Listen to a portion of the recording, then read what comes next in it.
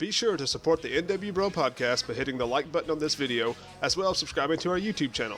You can also follow us on Facebook at facebook.com/n.w.bro podcast and on Twitter, username n.w.bro podcast. Thank you for your support. Hey everybody, this is Ian. And I'm Rhett. And you're listening to the n.w.bro Wrestling Podcast.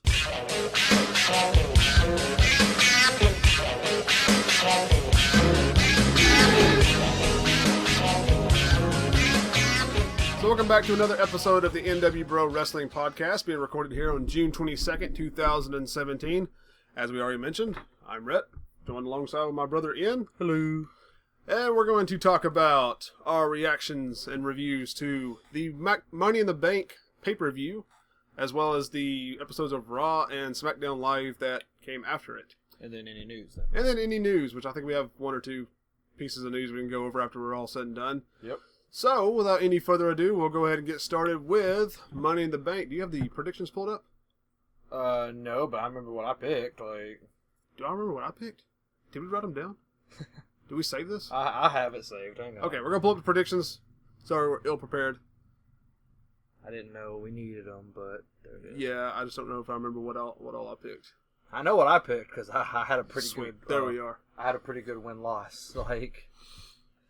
We got them. Cool. Cool. All right, so to kick things off, we had a pre-show match with the Hype Bros of Mojo Rawley and Zack Ryder versus the Colognes. And I didn't see any of this because I got here right as the actual pay-per-view proper started. It was a decent little match, but and the Hype Bros did pretty well. But I think we all know where this storyline's going with the Hype Bros. We're kind of predicting heel turn.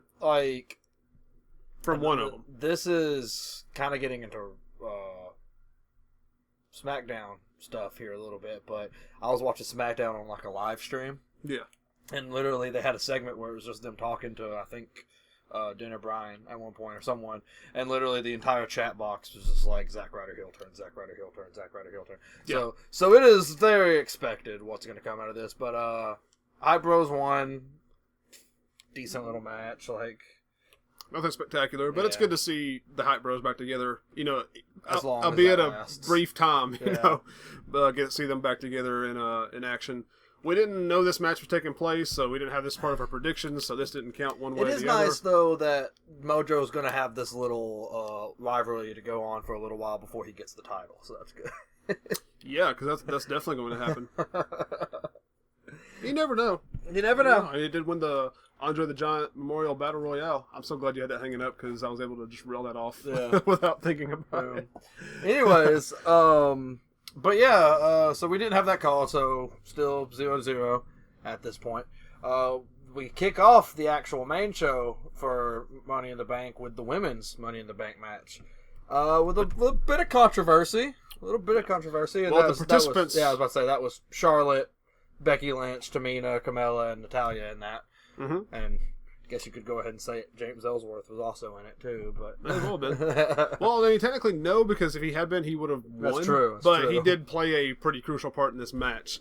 So, this match had a few good spots in it. There was one where Charlotte does a somersault off the rope onto the outside of the ring, and I mean, honestly, it was a pretty decent Money in the Bank match, especially with the women wrestlers and whatnot.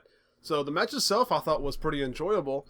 And, of course, the highlight of the match, or lowlight, depending on who you're talking to, was at the very end when Becky Lynch is climbing the ladder, reaching for the briefcase, has her hand on the briefcase, and then James Ellsworth comes in, tilts the ladder over so she falls off of it, climbs up the ladder, pulls the briefcase down, and then just drops it into Carmella's lap.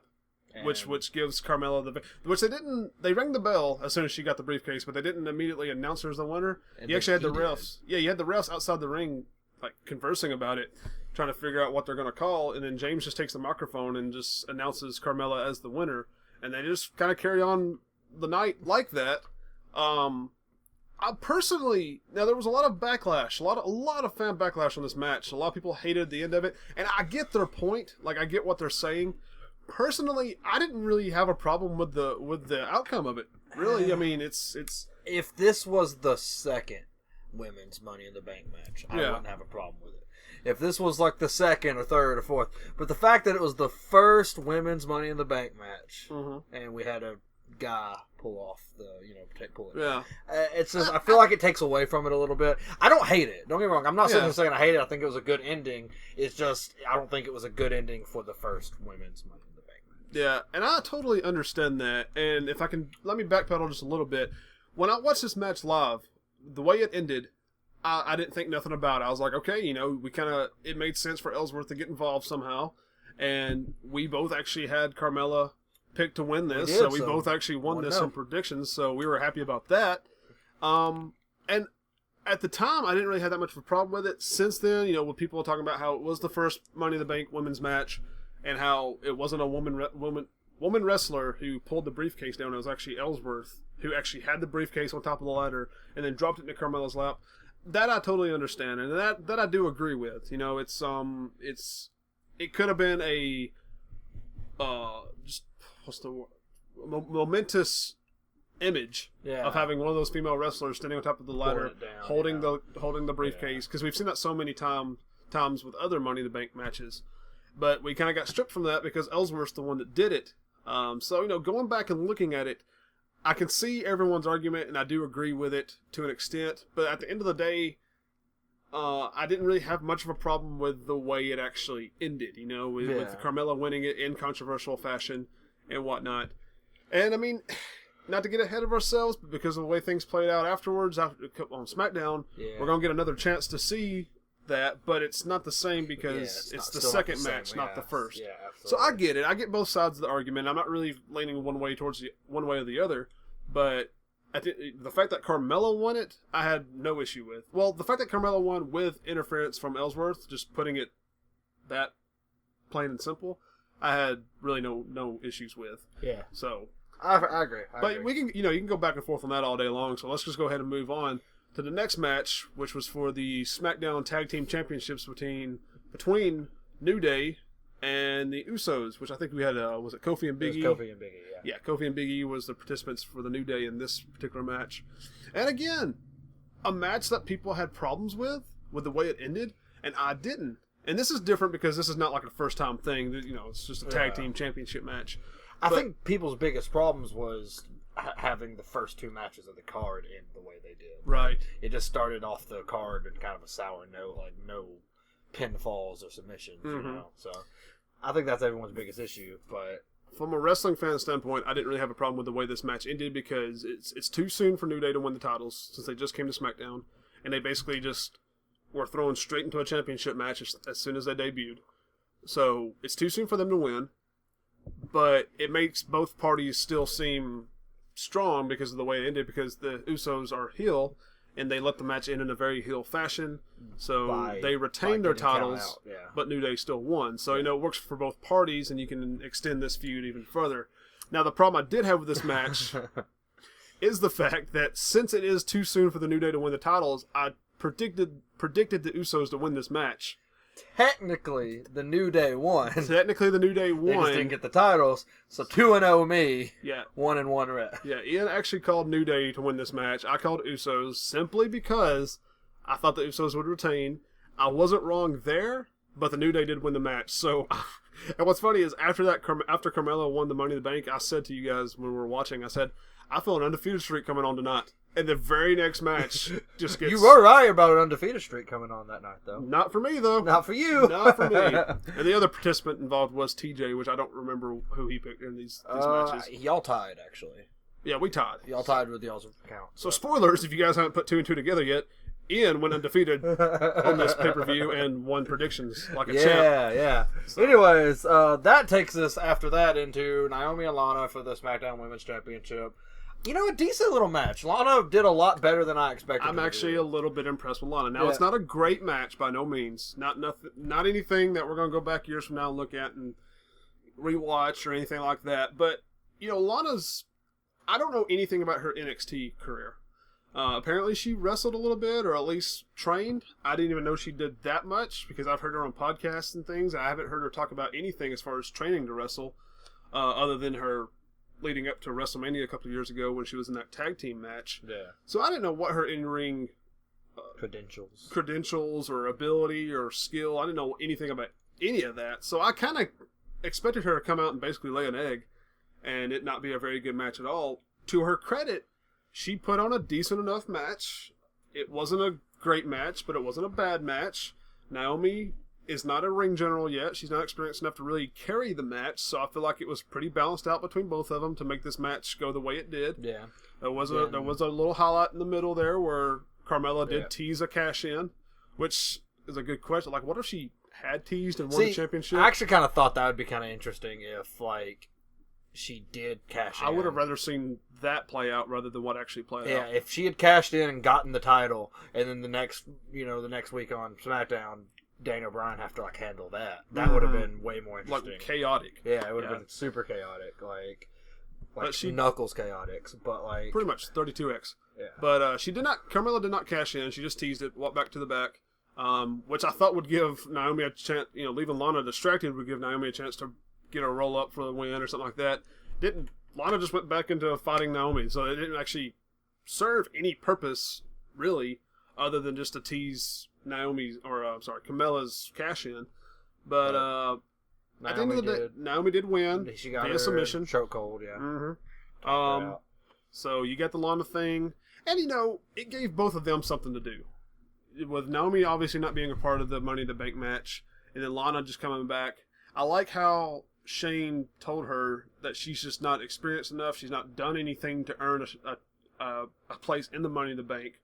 So instead, she just goes after Naomi directly, and as a result, Naomi challenges her to a match at Money in the Bank and puts her title on the line. Now, you could say, like, why would she put her title on the line?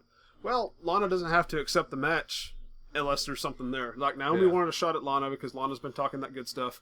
And unless Shane or Daniel Bryan just went in and said, okay, that's an official match, why would Lana accept the match if nothing was on the line? Yeah. So it was a decent enough story, in my opinion, to give all the women on the roster something to do.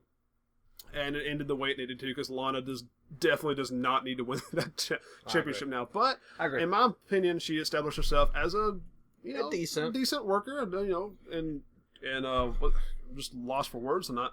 But worthy of being a part of that women's division. I will say this much: I am pretty sure that I definitely prefer the SmackDown's women division over the Raw's. That's crazy too, considering who's on each SmackDown or who's on each roster. But the main things that Raw has, in my opinion, is Bayley and Sasha, and I love them both. But I go with them too. Oh, and I love Alexa Bliss. Alexa, yeah. Those are all three great options. But I really like SmackDown's women's division, and we got a new member of it as well. A returning, former WWE women's wrestler. I don't think she was ever. I'm pretty sure she was never a champion. I don't think she was either. But no, I think she was. You know what? She was. During the time, especially there towards the end when she was in WWE, there was a long period of time where that women's title. There was two, because there was one on each show, and then they were just getting swapped around. I think she was at one point. Maybe she was, but I can't remember. Regardless, I don't think she was, but that's neither here nor there. Regardless, a returning star in Maria Kanellis and Mike Bennett, but Mike Kanellis. Mike Kanellis on WWE. He took her last name. Yes. That was my favorite married part. couple who... That was my favorite part of the show, commentating. I think it was JBL. I'm pretty sure it was. He was just because what are your thoughts? He's like, he took her last name. That's it. That's the only thoughts he had on it.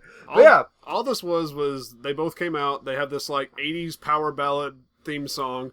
And we didn't know what the hell was going on when this was happening until they finally walked out. Pretty confused. But they walk out, they announce who they are, they announce that they're back, and have a kiss on stage. Well, one of them's back, the other one's... Yeah, one of them's back, and the other one's there that they're here. Yeah. They have a little kiss on stage, and then they go back to the back. So just kind of an announcement that they're back they're on the roster. I think the most interesting thing about this is that they are definitely pushing Maria already harder than they're pushing Mike. Mm-hmm. And I guess, it's because she is a returning star or whatever. But, it's kind of interesting to see that dynamic. I know we've seen it before, but see the woman being the lead of the couple. Mm-hmm. And you can definitely tell that's going to be the route they're going with this. What's also interesting to me is that during Maria's career previously in the WWE, she was very dense. Yeah. They played her up kind of dumb. Yeah. Like her character was. I remember. And she's already shown so much more intelligence with this small little maybe those promo than she did. Maybe all those super kicks kind of jarred her brain to make her could be smarter. Also, we didn't announce that we both won predictions in the last match. Oh yeah. So we both I chose went to 3-0 and you were 2-1. 2-1. Yep. Yeah. And none of us predicted that. Yeah, Maria who could? Honestly, like real talk, this surprised me. Yeah. I had no idea. Like apparently after it happened, I looked into it, and apparently it was a rumor for a while. I had no idea. I had heard rumblings that Maria might be coming back. I didn't know if Mike was coming or not, but I heard some some whispers before that she might be coming back to the roster. So she's back and she's on SmackDown, and I used to love her, so that's great. So I'm excited to see her back. He did. Yeah, I had a poster over on my wall and everything. Yeah. So. That then leads us into the really This was a short card. There was only like 5 or 6 matches. WWE Championship match between Jinder Mahal, our champion, versus Randy Orton. Rematch from Backlash. Yes, rematch. Yep. Had legends sitting ringside. Yeah, we had who else was it? Cowboy Bob Orton. Cowboy Bob, Sergeant Slaughter, Larry Hennig, Ric Flair, Greg. I don't know who that it was. Gagane. Yeah, there was a couple. Admittedly, there was a couple people there. I didn't know who they were. Just a bunch of old people. Older gentlemen who have history in the WWE. Just a bunch of old people. Just to be a little bit more appropriate. They just went to the nearest, bingo hall. Bingo hall. Just like, who wants to watch wrestling? But a decent match. Yeah. No, the match itself I thought was fine. My biggest problem with it, and I think a lot of people's problem with it, was you expected this match to end the pay-per-view. Because, yes, it's called the Money in the Bank pay-per-view, and so it makes sense for the Money in the Bank to main event. But then again, by having the championship match come before the Money in the Bank, you take away that possibility of someone cashing in during this match. And that's what I said. I said that going in, because me and TJ were talking about who we thought might if they were going to cash in tonight, who would do it. And I was like, it really depends. I was like, if the obviously the Money in the Bank match would have to be before, and as soon as Carmella didn't cash in, I was like, then it's not going to be one, because I honestly thought it would be the women's if it was going to be either. Mm-hmm. And then as soon as this match popped up, I was like, all right, well, there's no chance now that the men's does. So yeah. Well, I mean, I guess it could have theoretically, I guess they could have won and then just be like, I want a match. We did talk about that, especially with it being a short card, that somebody could have won the Money in the Bank and then immediately challenged the champion for that title. Fight me. But that would have been kind of anticlimactic. Yeah, a little bit. Yeah. So I love the run-ins, but anyways, decent little match. I was gonna say I thought the match was fine. I thought it was a good match. I thought Jinder, I'm still very much behind Jinder being champion. I think he's still a good worker. A lot of people like to go back and talk about how he nearly concussed Finn Balor a month or so ago, but everyone makes mistakes here and there. I mean, Randy Orton almost broke a Singh brothers' neck 2 weeks, at the last pay-per-view. That's true. Which might have been the Singh brothers' fault for not rotating like he should have. Who knows? But mistakes happen, because Randy Orton has been known as a very safe worker. Yeah. But the match was pretty good. Pretty good match. At one point, we had Randy Orton hit the RKO. Mm-hmm. And kind of like that could be it, but then the Singh brothers pull Jinder out. I think was that when they pulled him out, or did they put his foot on the rope? At one point, they put his foot on the rope. That's when they got thrown out. Yeah, because they put his foot on the rope. Okay, yeah. So they put his foot on. Yeah, Randy pleaded to the ref to have them thrown out. So the ref threw them out, and they just didn't leave. They were leaving, but they were, the older gentlemen, the old people, were waving them goodbye, kind of talking some trash as they left. So they stopped, came back, and acted like they were fixing to. They put their hands on Bob Orton, acted like they were fixing to punch him or something. That's when Randy interfered, beat the hell out of him. Yeah, much like at Backlash, just spent the next few minutes just focusing only on them. Yeah. RKO's one of them through a table. Did the same spot with the other one that he did at Backlash, where he kind of threw him awkwardly on the other table. So he lost his focus on Jinder, focus on the Singh brothers. So by the time he hopped back in the ring, Jinder hit him with the Cobra Clutch Slam, which I think has a name now. I'm not sure, but anyway, and pins him for the 1, 2, 3. Kahalis, is that it? Kahalis? Hitting Kahalis for the 3. Yeah, I don't know how you say that yet, so I'll have to hear that announced on TV. But yeah, I mean, it ended. I thought it was too soon for Jinder to lose that title back to Randy Orton. I was hoping this was the blow-off match between these two guys so we can go into something else, but SmackDown showed otherwise. Apparently not. Of course, we do have a Money in the Bank winner after this night is over with, so that can get involved somehow down the road, which was kind of teased on SmackDown, but getting ahead of myself. But overall, I was okay with the match. I thought it was a solid B+, maybe A. Well, I don't know about A, but pretty good, solid B+ match, in my opinion. So. Then we get a really random match. Like, someone had been attacking. Predictions. Oh, yeah. Did we both call both gender? called Okay. gender, so... Yeah, so we both did good 4-0, 3-1, yes. Yeah. That then brings us to a really random match.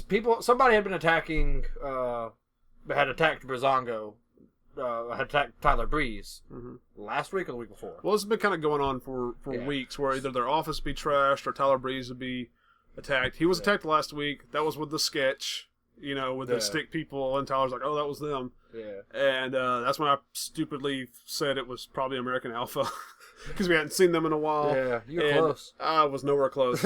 Maybe with the starting initial, I don't know. But it turns out to be the Ascension. And very, like, if this is honestly the story, if it's been the Ascension this whole time, it was revealed kind of poorly, because it wasn't the way this is set up is their segment is Miami Vice themed now. You've noticed in our previous segments, the first time it was Law and Order, last time it was kind of a noir, how do you say that word? Noir theme, and then now it's Miami Vice. So they're still trying to figure out who's been doing all this to them. They have come across an old VHS tape that they played, and it's just two silhouettes of these two bulked up dudes saying, if you want to know who we are, meet us in the ring later tonight. And so they go out to the ring to meet them, and it's the Ascension. And it's just very kind of lame. It was just a very lame reveal. No one really cared. It's cool to see the Ascension back, although I think one of them's gained several pounds since the last time we saw him. But, as long as...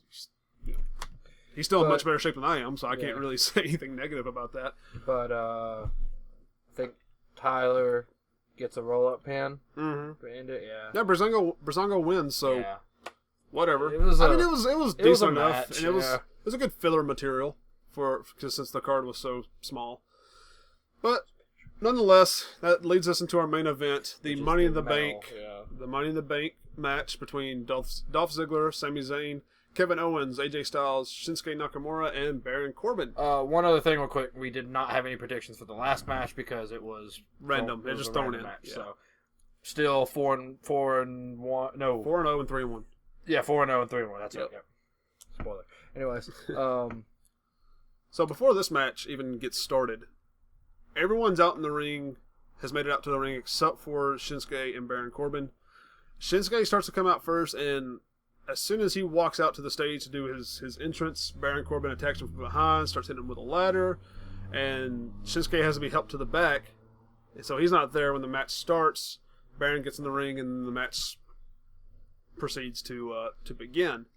took a pretty good ladder match. It was an entertaining enough Money in the Bank match. Had some really cool parts. It did have some cool parts. Some of the earlier parts I can think of. I know we were talking about during this match the whole Shelton Benjamin running up the ladder thing. Shortly after we talked about that, Dolph did that up because he had the ladder set. He did a very similar thing. Very similar. Not near as epic or near as impressive, but it still was a similar spot. I'm trying to think what else. There was the AJ when he's actually hanging on to the briefcase. Yeah, that was really cool because he's got the briefcase and Dolph pulls out the ladder from underneath him and he's hanging on to it, and it's just really tall, like really high, and he just can't hang on to it. And he tries though. He climbs up the rope a little bit. Yeah, it's really cool because we haven't seen anybody do that yet. Yeah, and he falls and eventually hits pretty hard. Yeah, and honestly, probably one of my favorite parts of the match, to be honest, because as soon as he hits, it shows Dolph laying there, and he's got like a big evil smile on his face. I think that was good. That was a good little spot there. Well, we'll talk about my favorite part of the match. Yeah, we're getting to the best part of the match. I said one of, not my favorite. Because towards the end of the match, Shinsuke finally makes his way back down to the ring after being seen to by the medics. Well, before that, Baron's actually in perfect chance to win. He's actually about to set up the ladder to go up, and that's when Shinsuke's music hits. It starts to come out, and Baron's just like, "Oh no!" And he pulls out. He closes the ladder and gets ready to fight him, and that's how Nakamura comes back. He comes back and starts beating the crap out of Baron. He clears the ring pretty much, gets a ladder, puts it into the ring. He sets it up so he can climb the ladder for the briefcase. That's when he gets met by none other than AJ Styles. They just slowly move the ladder to the side, come back out to the middle of the ring. Down. Yep, nice little Mortal Kombat pose versus pose. And they start going at it. And we finally see a glimpse of Shinsuke versus AJ Styles and in it's WWE. what the people want, man. Oh, yes. Like, if anybody, I said this to you this past week, if anybody can compete with, like, Kenny Omega and Okada, it's in the WWE, it's those two. It's Yes. AJ Styles and Shinsuke Nakamura. I'm just worried because of WWE's style. It's not nearly as fast paced or really as violent as what New Japan does. You're right. So I'm worried about them being able to put on a match. But I mean, just in that little glimpse we saw, there were some pretty hard. I mean, we've spots, seen Shinsuke like, and AJ both put on some great matches. At least a couple of great matches in WWE since they've came over. Shinsuke, especially in NXT, you know. For me, my favorite Shinsuke match so far in WWE was his debut match against Sami Zayn. Yeah. But he also had some good matches. I liked his matches with Samoa Joe. It wasn't really an NXT match of his that I just really didn't like. There was some that wasn't as good as the others, obviously. But overall, we've seen both of the... with AJ Styles, the match between him and Cena that they had for the championship. Most recently, I can't remember what pay-per-view it was at. Pretty sure it's the one where was it SummerSlam? I don't remember. But anyway, they've had a great match. So these guys can put on some great matches.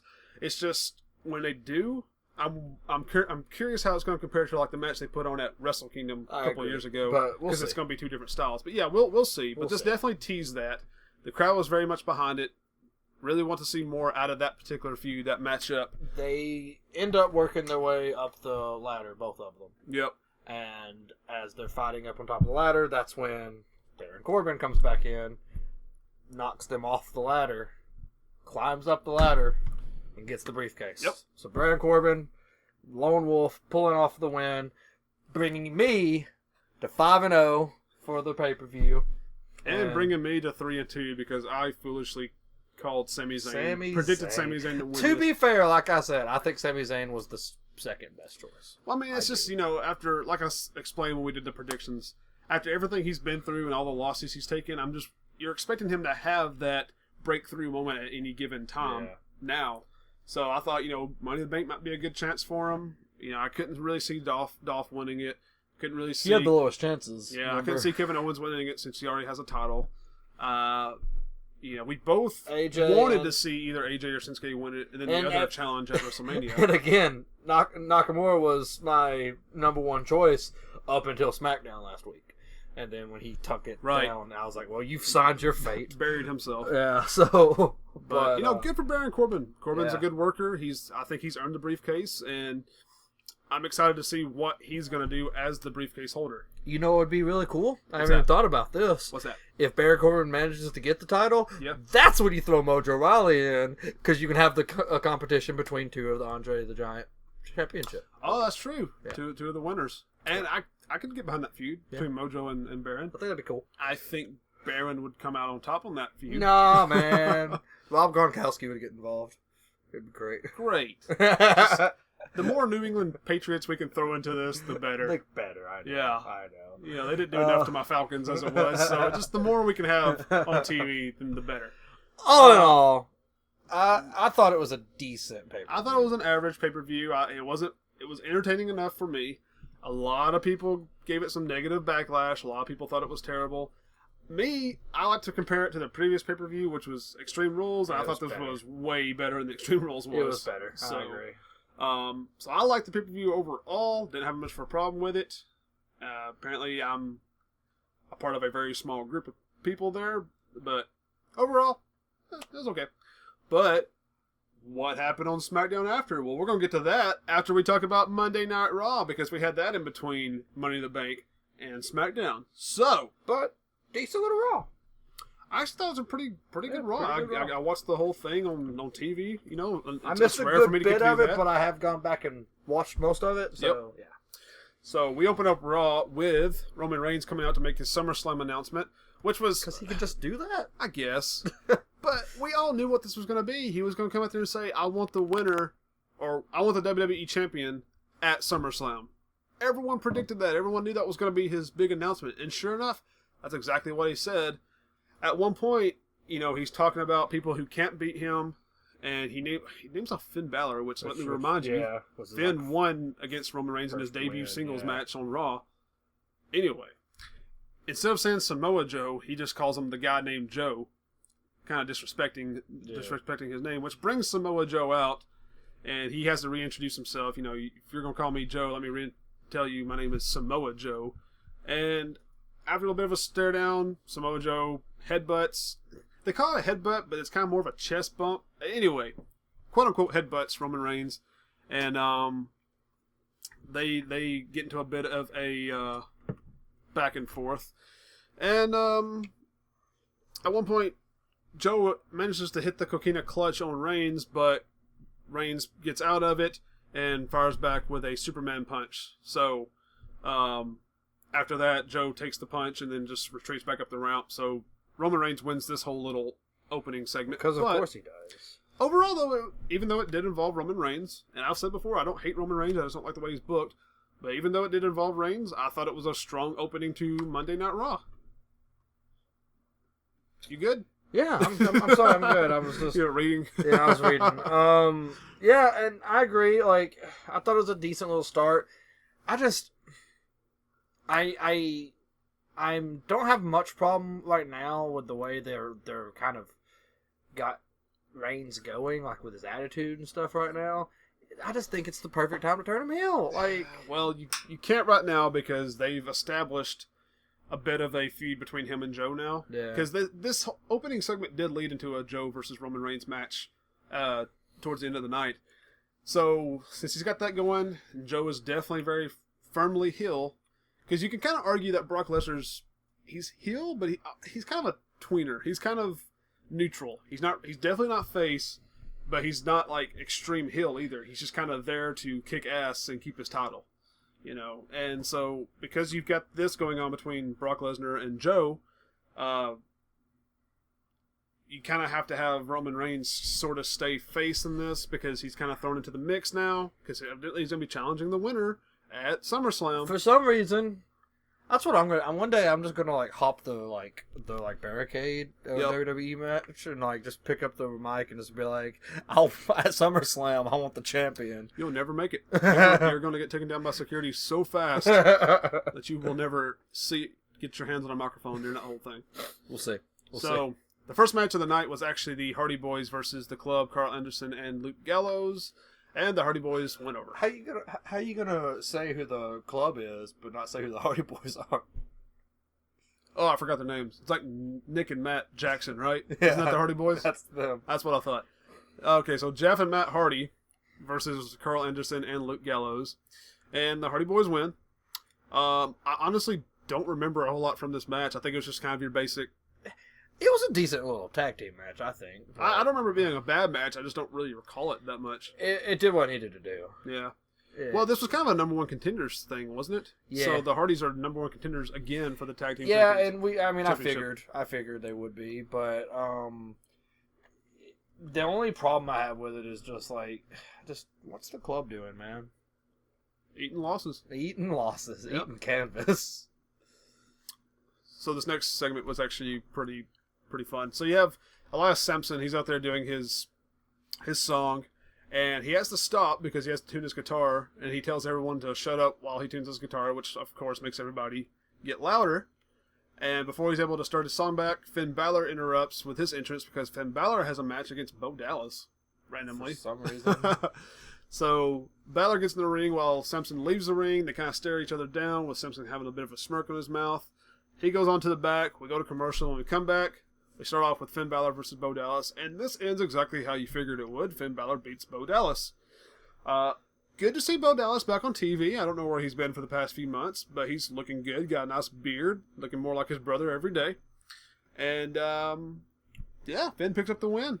So that then leads us on to Seth Rollins coming up. Well, before that, they actually showed the debut trailer for 2K18. Did you see this? I didn't see it on the show, but I actually watched it earlier that day. Yeah, they posted it online, but then they showed it on the Monday Night Raw. Yeah. Even though we didn't see any gameplay, this was probably the best WWE commercial I've seen for anything ever. Yeah. Because it's just, you get this unknown person walking into WWE archives. He takes out the security guard. He proceeds to destroy everything. Titles, Andre the Giant trophy, or I'm sorry, statue. Sets Ric Flair's robes on fire. Stone Cold's ATV, pushes it off, blows it up. It ends up pretty much blowing up the whole building. Takes his mask off, and it's Seth Rollins. Fired. So, yeah. Without a job now, because... and in jail, probably. But, didn't see any gameplay. I don't expect the gameplay to be much different from the past couple of entries. I've heard a couple things. Well, maybe it'd be great. Yeah, I mean, they're fun to play. You and I get the games every year. Yeah. So, whatever... I can think of a couple of improvements they could do, like the submission system I'm not a huge fan of. GM mode. GM mode we need back. Definitely need GM mode. Especially with the brand split again, we need GM mode. And they need to work on their character models, because I know, like, AJ Styles specifically, I thought he looked weird in the last game. Like, he wasn't quite right. Yeah. So there's a couple of people who just aren't quite, the looks aren't quite there yet. But hey, we'll talk more about that as we get closer to the release of 2K18. Indubitably. After the trailer, Seth Rollins comes out to basically talk about him being the cover athlete for 2K18, and how, you know, basically it wasn't just his cover, it was the fans, all the people's covers, all this and that. Just being hyped about being the cover athlete. When he gets interrupted by Bray Wyatt on the Titantron, Bray comes back in with the same stuff he's been saying. You take my name in vain, you're going to pay, you know, I'll see you in hell, something. All this stuff about Bray Wyatt being a god. And Seth Rollins just telling him, you know, I'm going to take you down, pretty much. So I'm going to take you down. More of the same between these two guys, so it really led to nothing as far as the night's concerned. I'm sure they'll have a match at the next Great Balls of Fire or something. So anyway, after that, we do actually have a match. It's a cruiserweight match between Akira Tozawa and TJP. Yeah. And with Titus O'Neil at ringside. I liked this. I liked it too. I do like the Titus O'Neil stuff. I the Titus have brand. no idea what the Titus brand is. I have no idea, but either. I am down for it. He keeps telling Apollo and Akira if they side with him, they're gonna make millions of dollars. I don't know how they're supposed to do that. I don't really know. Pyramid scheme. Could be. He's probably trying to get him to sell something before it's all said and done. But this match was pretty good. I mean, you got TJP, who's the first ever cruiserweight, well, the first cruiserweight title holder since they brought it back, against Akira Tozawa, who's been fun to watch since he's came along, and a lot of back and forth, a little bit of Titus cheering on Akira, and Akira picks up the win over. Oh, I forget that Neville came out halfway through the match and got on commentary. Just to see the two people that he's probably going to be competing against. Yeah. But, yeah. So Akira picks up the win against TJP. Titus gets in there, gets the microphone, says that Akira is going to be the next cruiserweight champion, and they're going to have this huge celebration, all this and that, which infuriates Neville, who gets a microphone and says that they pretty much need to know their place, and Titus fires back saying that, well, Akira is going to beat Neville for the championship. And so... Neat. Which we'll see. We'll see what happens. So, after that, we finally get Roman Reigns versus Samoa Joe in one-on-one action. A pay-per-view level match, which it's been a pay-per-view match before. And the match itself was actually a pretty good match. I was worried that, you know, we're getting a little too much on free TV when it could be a pay-per-view level match. But the way this match ended was pretty perfect, because at one point, Roman Reigns has the upper hand against Samoa Joe, and he's setting him up for the spear, and you hear kind of like an ambulance siren, which directs Roman Reigns' attention to the Titantron to show an ambulance backing up into the arena. And then, after I saw the ambulance, I knew exactly what was going on. The back doors flew open as Braun Strowman back from the hospital. I guess he had the ambulance just drop him off at the arena. I don't know. But he's back, and he looks like he's making his way to the ring. While Roman Reigns is distracted, Samoa Joe gets the Coquina clutch and picks up the submission win over Roman Reigns. So good for Joe, because, you know, it makes him look strong going into his match with Brock Lesnar, but at the same time, it makes Roman Reigns not look so weak because he was distracted by Braun Strowman. Then after the match, after Samoa Joe's left, we have Strowman come in to the ring and just destroy Reigns before announcing that they're going to be having an ambulance match at the Great Balls of Fire. At Great Balls of Fire, yes. And that logo is still a dick. That just pay-per-view in general is just a terrible. It's just this pay-per-view in general is a dick. Yeah. So I'm excited that Strowman's back. I'm excited to see him wrestle Roman Reigns, because I kind of early, but I kind of want to predict Strowman maybe winning this one, because he did lose the last one, but he got, they ended up beating the shit out of each other after it was all said and done. Can he afford to?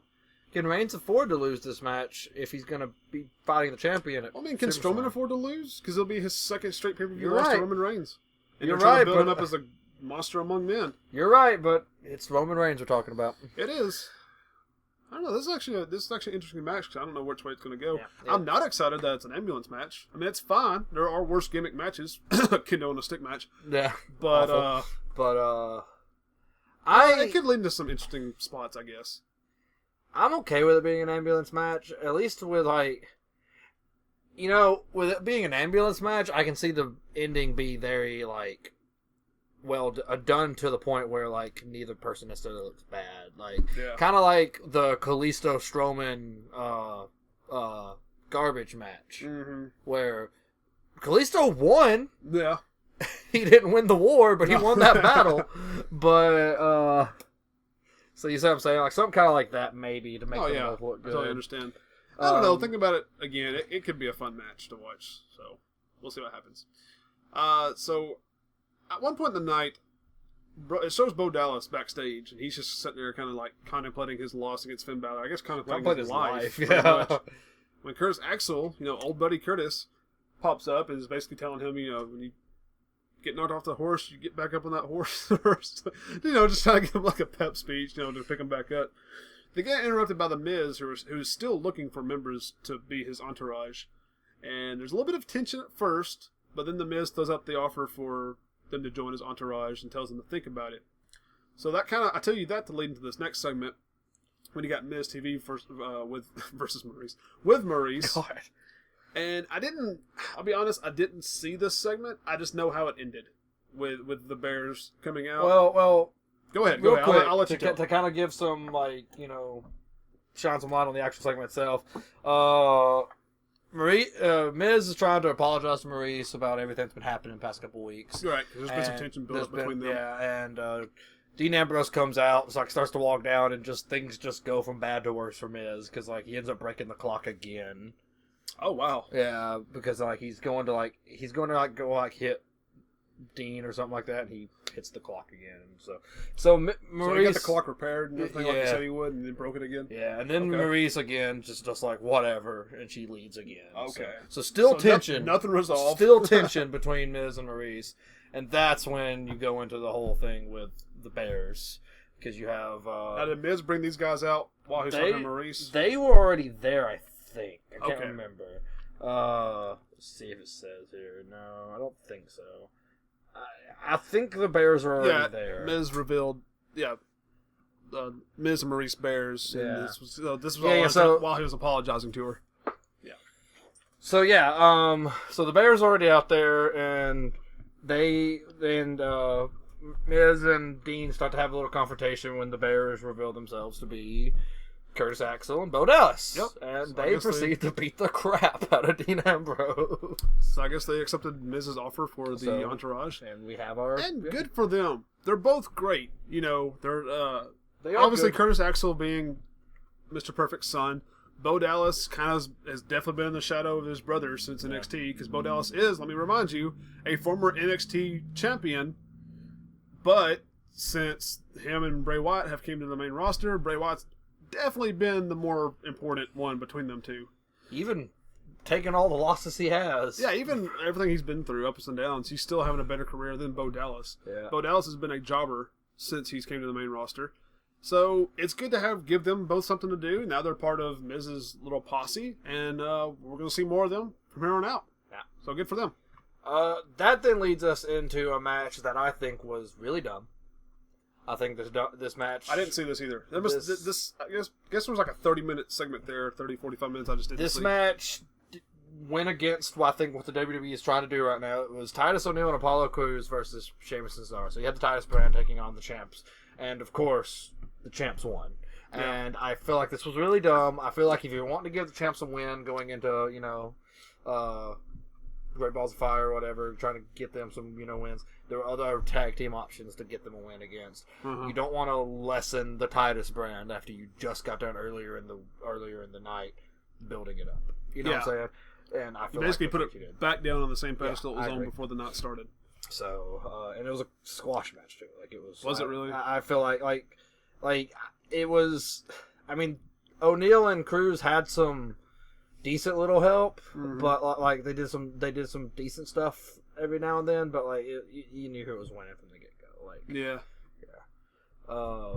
Honestly, I didn't see this one. I didn't see this one either. What the hell was I doing? I thought I watched this whole thing from start to finish, but now that I'm looking at these matches, I realized that I think I was playing Rocket League. I'm not gonna lie. Like I think I took a break. I was at work, so yeah, you have a good excuse. I think I took a break to go play Rocket League, which is being sponsored by the WWE. So I'm still.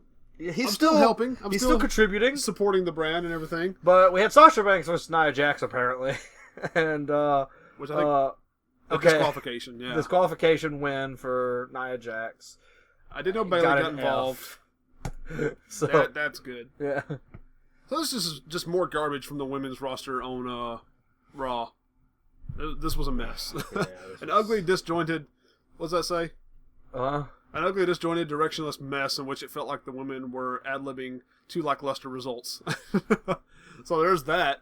Not to quote our source material, but that's. That's exactly what he just did. Yeah. But this I did see. This I wanted to make sure I saw. Yeah. I think okay.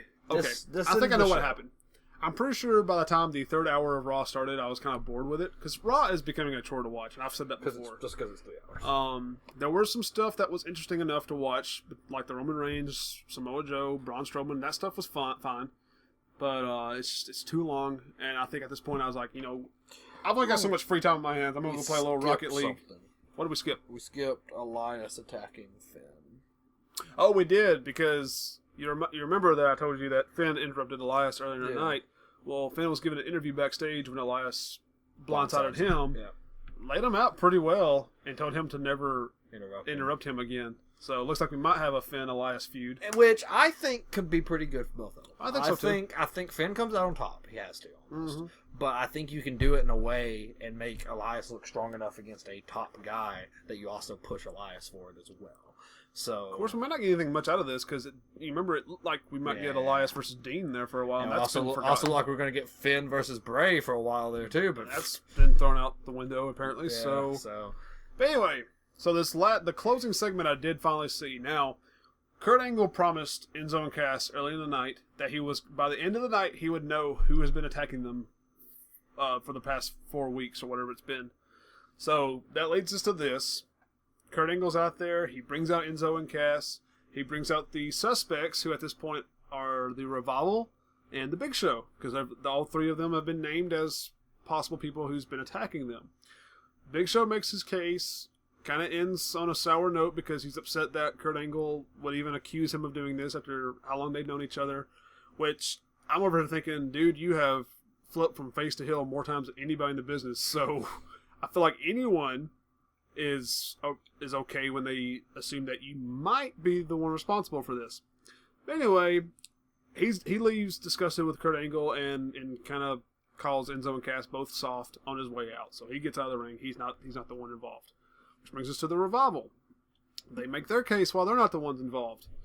Enzo and Cass don't seem like they're buying it. They feel like they kind of both look like they're certain that it's one, if not both of them. But they're pleading their case. And before anything's decided, Corey Graves from the announcer's table gets on the mic and says, I have some footage that might help your decision. Shows some footage on the Titantron of a security camera from last week from when supposedly Cass was attacked, but instead it shows him actually setting the scene up and making it look like he was attacked. Yeah. So Corey Graves then says, so Cass, I have to ask, are you the one who attacked Enzo? And Cass turns straight heel. Complete heel turn. It was actually really well done, too, because Enzo's not even mic'd during this segment. Right. And he turns, and you can still hear him well enough through the mics. You hear Enzo go, no, there's got to be something going on, or something like that. He says something along those lines. And as soon as he turns around and says that, that's when Cass is like, you're damn right I did it. Mm-hmm. And Enzo's just like, what? And basically proceeds to say all the things that let's be honest, us as fans have been thinking. Well, for a not while all now. of it. Like, Enzo's definitely been the weak link of the group, but I don't necessarily agree with Cass that like everyone hates him Okay, because yeah, I that fucking might love be a little Enzo. Like, But more or less, he's saying that Enzo has been holding him back since Yeah. they came to the main roster, and that's something we've all been kind of thinking yeah, this whole time. And man, I'm gonna be honest, like, you know, I kind of saw this coming because we've kind of had an idea that Cass might be the one involved with this whole time, but this still really just broke my heart, especially after Cass is telling all this to Enzo and telling him how much of a just disappointment he is and how he's been holding him back. I mean, at one point it shows Enzo and he actually manages to cry a tear, like there's a tear running down his face, and at that point I'm just like, man, they're actually kind of pulling me in with this, you know, and it's tugging on my heartstrings a little bit. So the whole time Cass is just laying into Enzo. Enzo just doesn't believe it, even after Cass is doing it. Enzo is just still like, you know, wow, what's going on? Like, talk to me or something. And it ends with Cass giving Enzo the big boot, and then just leaving the arena. Kurt Angle has to help Enzo up, and they just watch as Cass just like, you know, waves off the crowd and just leaves. So Enzo and Cass, no more. yeah. What do you think they go from here? What do you think happens? Well, obviously they're going to go into a feud with each other. Absolutely. And I see Cass coming out on top because I he's the agree. one being pushed right here. He is. I feel like the best way to salvage both of them is for Enzo to win the feud, because even with Cass taking a loss to Enzo, Cass is going to be okay. Whereas Enzo needs something if he's going to stay relevant at all. Here's what I think. So I think Cass wins this feud and goes on to bigger, better things. And I think this leaves Enzo looking for answers. You know, obviously he has to be a singles competitor now, so that leaves Enzo a chance to work his way up the ladder. Maybe cruiserweight stuff. Who knows? I think he's in that weight range. He's definitely small enough. Yeah. So, but it gives Enzo a fresh start to have a solid singles career or a solid career period, and work his way back up the ladder. So I think that's what they're probably going to do, most likely going to do, and I feel like that might be best case scenario, because Cass is the one getting the push. This all happened so something new can happen and Cass can get a push. So let him win this over Enzo. Let them cross paths maybe somewhere down the road. Kind of a Triple H Shawn Michaels thing, you know? Where down the road they might cross paths again and Shawn Michaels win, or I'm sorry, Enzo wins. yeah. So I think this is going to be kind of a slow burn type of story between these two from here on out. Yeah. But I'm excited to see where it goes. I hate that they're not together no more because, I mean, as often as it happened, I still wasn't really just annoyed with the whole doing their entrance with them every time they came out. And that's no more. I mean, I figure Enzo might still do part of it or something, just to kind of keep his character going. But it'll be... I feel like he'll still just do his thing. He just won't Probably. do the big Cass part. But it's going to be interesting not having that full Enzo and Cass entrance from here on out. You know, we're so used to that being kind of a main thing of Raw and NXT from when they were there that we're not going to see that no more. So we'll see. But that's how the show closed.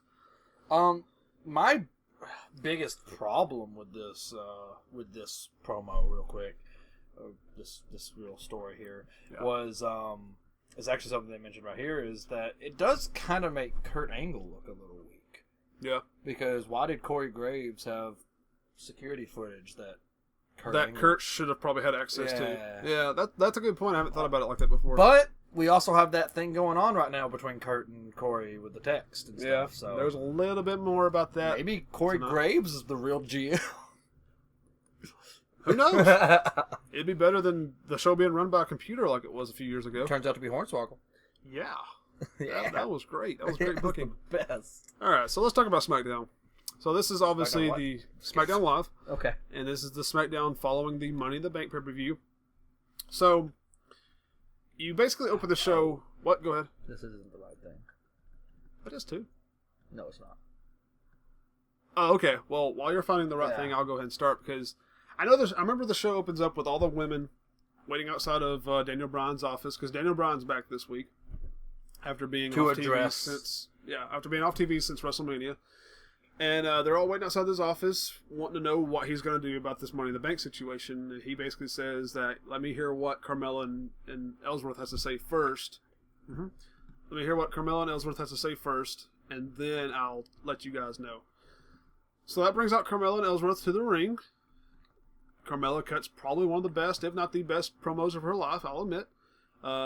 They definitely got some heel heat. She's basically saying she's the Money in the Bank briefcase holder, and there's nothing anybody can do about it because it was a no DQ match. There's been interference before. Nothing was done about it. Because there's nothing in the rule book saying that what happened couldn't happen. She is the Money in the Bank winner, and Daniel Bryan's just going to have to back that up. So they come out, cut a little bit of a heel promo, get some good heel heat. So good for them. But it's still going to be addressed later on in the night by Daniel Bryan as to what's going to happen. So our first match of the actual night is Jimmy Uso versus Big E. I'm glad you actually have that pulled up because I cannot tell the Usos apart. I don't know who is Jimmy and who's Jay. I honestly don't. So I'm Racist. glad. No, I don't mean that at all in a bad way. I bet you don't know which one The Rock is either. Okay, now you're taking this way too far. That is not the case. I don't think I'm alone when I say I cannot tell these two guys apart. Okay, thank you. Getting back on track. Singles competition between Jimmy Uso and Big E. It starts out with New Day coming out and doing a little promo talking about how they were supposed to be in the Usos' prison at Money in the Bank, but they escaped from their own prison, so now they're welcoming the Usos to come to their playpen. Yeah. And then they come out and they have a pretty good match, actually. I actually kind of liked this match. Yeah. And it ends with Jimmy like rolling out of the ring. Did you have to remind yourself which one it was? My point, ladies and gentlemen. My point. It ends with Jimmy rolling out of the ring and trying to leave again. Get the count out again. Trying to get the count out again, but they don't let him. Yeah. And he gets put back into the ring, and they fight for just a couple more minutes before Big E hits the slam that he does. Right. I think it's called the Big Ending, yes. Big Ending, yeah. Yeah. And hits that for the pinfall win. Also, during the promo, I forgot about that line. Kofi mentions that Big E has a big nightstick and he ain't afraid to use it, to a couple of weird looks between the three of them. I love New Day. They got some crazy chemistry. So, not a bad... The match wasn't too bad. It is a good way to continue this feud, leaving a little singles competition, and, good to see Big E pick up a singles win. Yeah, so good. Good stuff. That leads us into a Randy Orton interview with Tom Phillips, that's right. And it's just Randy Orton being angry, saying that Jinder Mahal made this personal by laying his hands on his dad, and that he's going to go to India and RKO all of Jinder Mahal's family members. I want to see that happen. Yeah, I want him to have a cameraman follow him, and I want a DVD release of his journey to India to RKO. None of his members, because they're all in Canada. Because he's from Canada. He's just looking for him. That's the whole thing. And anytime someone's just like, who? He just RKOs them. It's just like Randy Orton looking for answers or something, some cheesy. And it ends with nothing, with him losing the next pay-per-view. It's just This rivalry should be over. Nope, it's continuing. I know, but it should be over. And it's just, yep, whatever. That leads us into Dolph Ziggler versus Shinsuke Nakamura. Me and TJ actually watched this together, and as soon as Dolph Ziggler's music hits, I was like, all right, cool, because Dolph Ziggler is actually who TJ picked for the Money in the Bank. Oh, that's right. Yeah, who the hell, fuck? TJ? Anyways, TJ, what the hell, idiot? No, so as soon as Dolph Ziggler's music hit, TJ was like, "Oh, he's gonna win." And then as soon as Shinsuke's music, because I didn't know who the match was between. Yeah. And as soon as Shinsuke's music hit, I was like, "Yeah, right, he's gonna win." And actually, it was a good match. This was, in my opinion, better than their Backlash match. I agree. Yeah, this was a good match. I was a little thrown off about how this was a SmackDown Live match after it was just so recently a pay-per-view match. Yeah. But they delivered. I always thought Dolph was a good worker. Shinsuke obviously is a great worker. And I thought this was a better match than the one they had at Backlash. And Shinsuke hit one of the most just dominating Kinshasa I've ever seen, because it looked like it connected straight with Dolph's head, and it made obviously they slapped her leg or something, but it made a huge clash sound, and it was a good match. But Shinsuke picks up the 1, 2, 3, but this was easily, in my opinion, easily the best match of the night. Oh, by far. So a good match between these two guys. Going to kind of continue whatever's going on between all the members of the Money in the Bank here. And at least Shinsuke's on TV, so that's more we could ask for like a month or so ago. That brings us into Kevin Owens' open challenge for the United States Championship. He says that he will fight anybody who is from Dayton, Ohio. Yep. And as soon as he says that, AJ Styles comes out. Straight from Atlanta. And he's just like, what the hell are you doing? I said, has to be from Dayton. AJ comes out there, gets in the ring, he goes, it's go time, and throws his mic down, and Kevin's like, whoa, hold your horses. I guess you're not listening.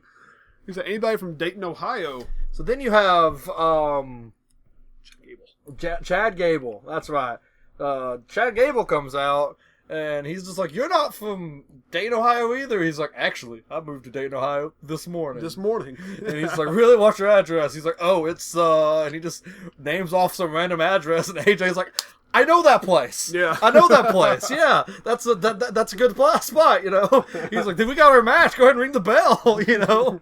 So, did you think there was any fear at all that he loses this title here? No, but I'll give Chad Gable a lot of credit because he came out swinging. He came out and hit Kevin Owens like 4 suplexes before Kevin Owens. I'll be honest, I was afraid that he was about to pick up the title. I didn't think he'd pick up the title, but good for Chad Gable because, you know, like I mentioned, I had American Alpha picked as the people who's been attacking Breezango because I thought they might be doing a heel turn because we haven't seen anything from them in so long. And, you know, next time we see him, Chad Gable's challenging for the U.S. title. So he put on a good enough match. I think it ended exactly like it should be because Kevin Owens is obviously the more dominant wrestler between the two of them. Mm-hmm. But I thought it was a good match. He had AGM commentary, who was definitely pulling for Chad Gable.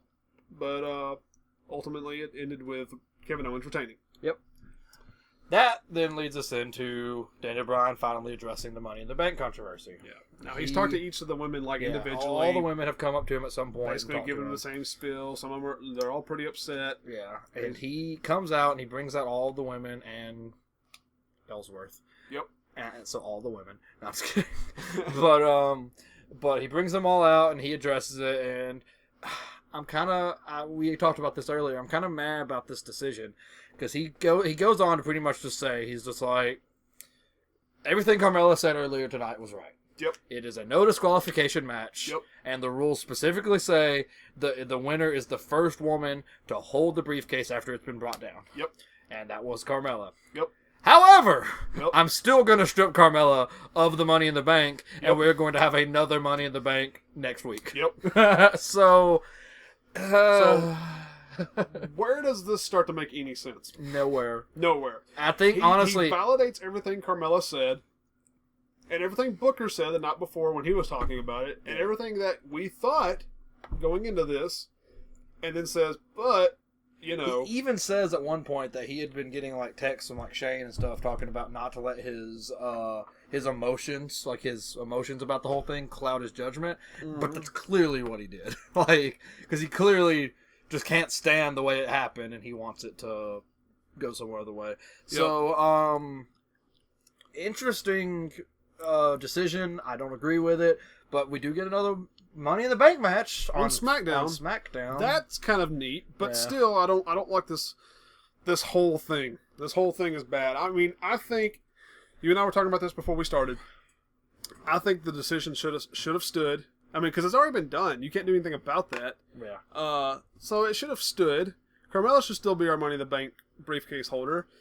I mean, regardless of whether it was a good decision or not to have the Money in the Bank in the way it did bring some heat, some good heel heat to Carmella and Ellsworth, and they are rolling with it. But now you're redoing the Money in the Bank next week. If Carmella doesn't win that match, then you did all that for 2 weeks worth of heel heat. Yep.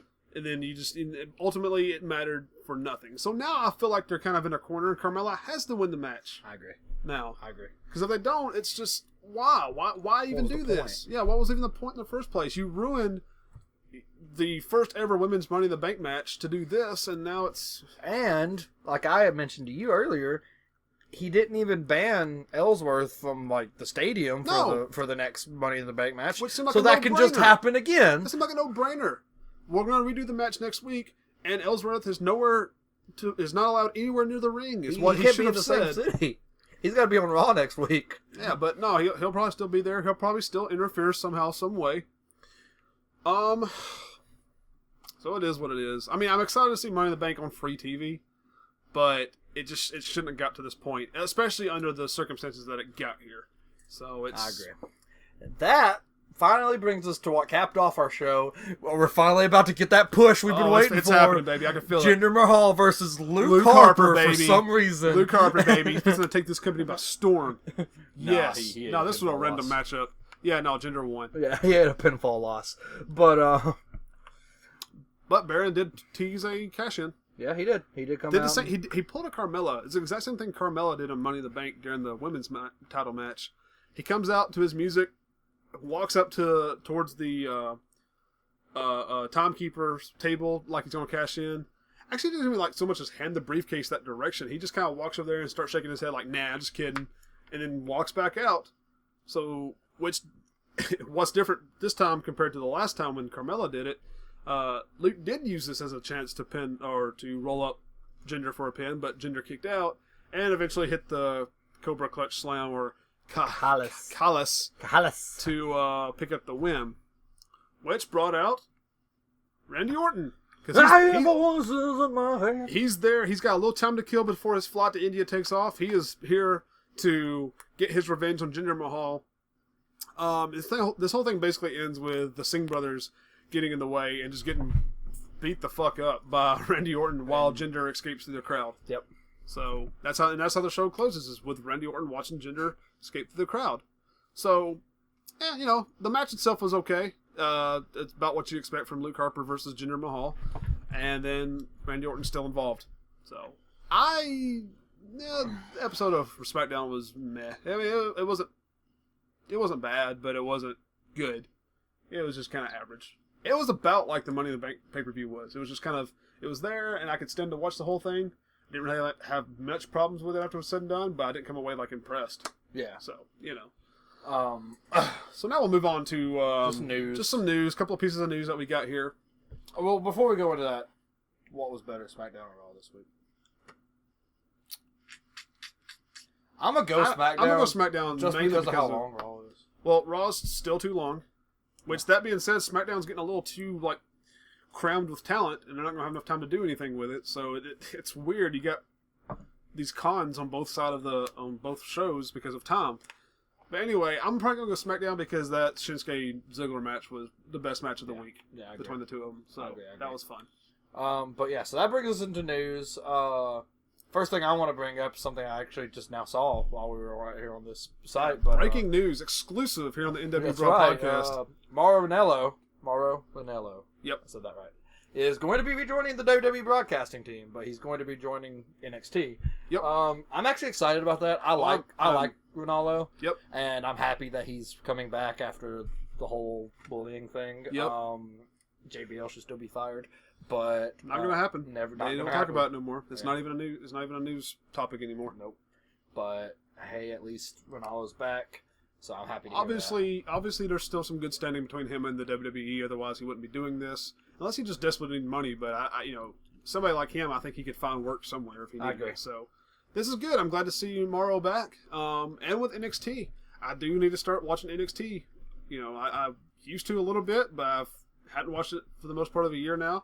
And I need to start watching it again, especially since Mauro's back. So, good for him. I'm glad they're back. And hopefully, if there is any kind of bad blood between him and the WWE, they can work it out during this whole little stint. Also, great breaking news. Ric Flair endorsed Kane as mayor of Knox County. Man, that is great. That is a good endorsement. Great news. That is a big endorsement. So anyway, now on to, I think, the last bit of news that we probably have, as far as I know. Do we have anything else besides the Bailey stuff? I'm just kind of going through here. All right, so here's the rumor. So I had a buddy of mine on Facebook post about this. And then shortly after, I saw where Plumpy, Adam Blampier from What Culture, tweeted about it. There's a rumor going around that the plans they have for Bailey is to get involved in some kind of romance storyline leading into SummerSlam that basically revolves around her never having kissed a boy before. and have the match end with her coming away as the victor and then getting her first kiss. To really play on this whole innocence gimmick that she's got going on right now. My response to that is R.I.P. Women's Revolution. That was fun while it lasted. So well, and we talked about this earlier, and I don't necessarily think the Women's Revolution's necessarily dead. They're killing Bayley. They're just like complete assassination of character with Bayley, and we're watching it unfold right in front of our eyes. Like we saw her in NXT kick ass. Yes. Then we see her as soon as she gets onto the main roster, kick ass. Wins the championship in both brands. But then NXT and Raw anyway. But then since she lost it, since Alexa Bliss started that, or since they started the feud with Alexa Bliss, it's been all downhill for Bayley. And she is adored and loved by fans. I love her. I've loved her for I feel like I'm just announcing my love for Bayley on the podcast. So Bayley, if you're listening, call me. Amy, my wife, if you're listening, I'm sorry. We'll talk about it later. So no, but everyone loves her. The fans love her, especially like younger female fans. Really get behind Bayley. I still want to pick me up a "I'm a Hugger" T-shirt. To be fair, what you just said about the younger female fans loving her is probably a lot of the reason why they do stuff like this. Well, they should never. This is WWE. They've already went to the PG era. That should be as far as they go as far as catering to like kids watching their programming. Now I know they do a lot of stuff. Make-A-Wish Foundation, Kmart's got a lot of like kid stuff. I mean, they toys. They do a lot of stuff for the kids, but they shouldn't let the kids affect what they're going to do storyline wise. I agree, especially with Bayley. Bayley has so much potential, and she could be so much better than what she is now. And at this point, I'm just like want her to get shipped off to SmackDown. This goes exactly into why I prefer the women's on SmackDown. Yes. So.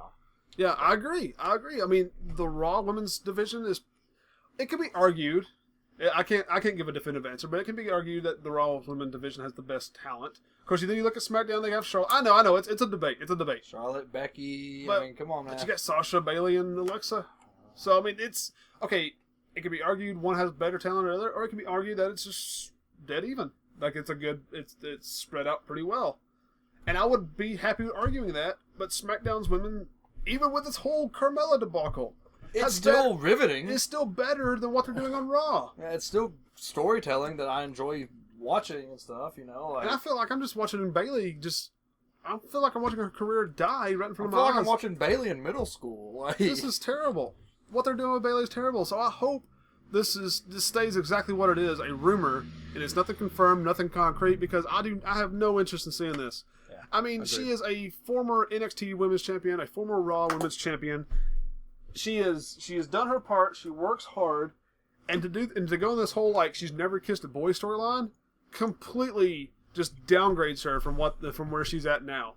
She's slowly getting downgraded as it is, and this is a huge just like multiple ladders down the whatever. So it's just, please, WWE, if anybody from WWE listens to this podcast, I doubt it, but if anybody, maybe somebody, but if anybody does, or if you know somebody who works for WWE, get in their ear, tell them to get in Vince's ear. I don't care if they get fired, just don't let this happen. Beat the fuck out of Vince McMahon. Beat the hell, no, don't do that. But just WWE, do not do this with Bayley, because this is terrible. You're already assassinating her character bad enough as it is. This is complete just character burial if you do this, I think. I cannot picture this working out. I cannot picture them doing this, and after SummerSlam, me being like, okay, that was a good storyline. No. No scenario in my head has me thinking that. So, well, we did talk about earlier about how, like, what best case scenario would be. That'd be like Finn or something. But... Okay, if they... Yeah, I guess if you have to look at any kind of optimism here, or optimistic point of view, if they do start some kind of romance feud with her, let it be with Finn, because people shipped that already. They kind of had a little chemistry. Some chemistry on NXT. They had, house shows and stuff, had a little bit of an on-screen romance there. So if you're going to do any kind of romance, do it with Finn, but don't make it revolve around her first kiss being with Finn or something. That's so stupid. It's dumb. So anyway, that got me heated. So we're going to go ahead. We're going to go ahead and close out the show, but before we do that, we finally got our first piece of email. Good buddy Phil sent us an email about a week ago had some really good things to say about the podcast, and he wanted to point out that if he had any kind of suggestion or recommendation, that when we make our predictions for pay-per-views, instead of hearing who we predict to win, he would like to hear who we would like to win. And I think we've done it a couple of times. Both, like he won't hear both. No, right? He wants to hear both. Yeah. I'm sorry, I said instead, but in addition to who we predict to win, he would like to hear who we would also like to win. And I think we've done that before. I'm pretty sure we were vocal about wanting Shinsuke to win the Money in the Bank. But I think personally that's a good recommendation. I agree. That we can go into it, that we can talk about who we would like to see win, but this is who we predict to win. Now, GBOF is next weekend, not this weekend, right? Yeah, I'm pretty sure the 4th of July, it's 4th of July week. Yeah, that makes sense. So I think the July 4th, 3rd, and 4th, the July 3rd episode of Raw is the go-home show for Great Balls of Fire. And then July 4th episode of SmackDown is John Cena's coming back. Free agent John Cena's back. Yep. Neat. So when we do our podcast that week, we do our prediction for Great Balls of Fire, we'll try to keep in mind to talk about who we would like to see win, in addition to who we predict to win. And this isn't saying one guy emailed us and was like, "Hey, you guys should win the show." It's not like that. No, Phil's a cool dude, and we respect his opinion. Thank you so much, Phil. If you're listening to this, to send us the email and suggestions, we definitely appreciate the feedback, and thank you for listening to the show. And I just think it's a great suggestion. So we're gonna roll with that from here on out. So, but other than that, that's gonna pretty much do it from us. I think we're wrapping up. We're gonna wrap up. So remember, if you're watching us on YouTube, be sure to like, comment, and subscribe on this video. And stay in school. Stay in school. Don't do drugs. If you're listening to us via MP3, thank you for taking the time to download the MP3 and listening to this episode. Remember, you can follow us at Facebook, Twitter, and Instagram, all at n.W.bro podcast. And then YouTube, you're probably figured that out already because you're here. You literally have to come to YouTube to hear the show somehow, some way. Either to watch it on YouTube or download the MP3. The way this stuff's set up, though. So yeah, congratulations. Yeah, so thank you guys for tuning in this week. We'll be back with you next week with our Raw and SmackDown reviews, as well as anything else that might be going on. Predictions and stuff. And until then, we'll see y'all later. Adios.